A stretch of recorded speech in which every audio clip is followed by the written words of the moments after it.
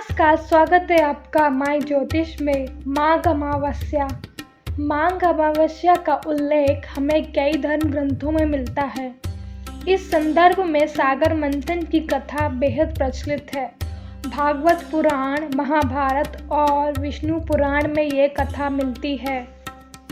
इस कथा के अनुसार जब सागर मंथन से भगवान धन्वंतरी अमृत कलश लेकर प्रकट होते हैं तो देवताओं और असुरों में इस कलश को पाने के लिए खींचातानी शुरू हो गई।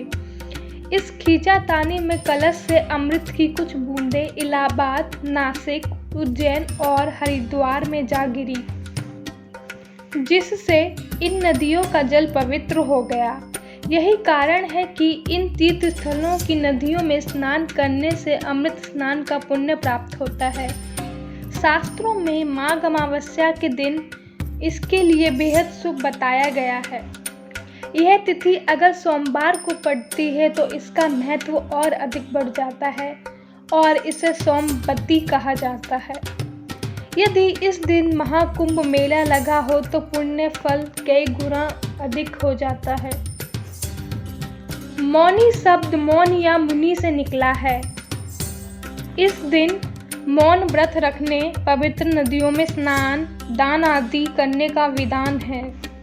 धर्म ग्रंथों के अनुसार इस प्रकार जो आचरण करता है उसे मुनि कहा जाता है।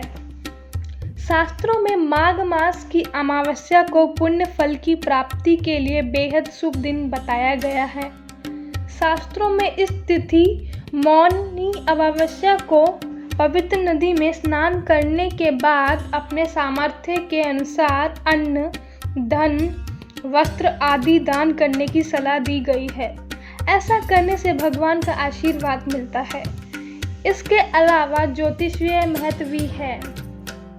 ज्योतिष शास्त्र में चंद्रमा को मन का कारक ग्रह कहा गया है। अमावस्या के दिन चंद्रमा के दर्शन नहीं होते, जिससे मन स्थिर नहीं रहता। इसलिए इस दिन मन को संयम रखने के लिए मौन व्रत रखने की सलाह दी गई है।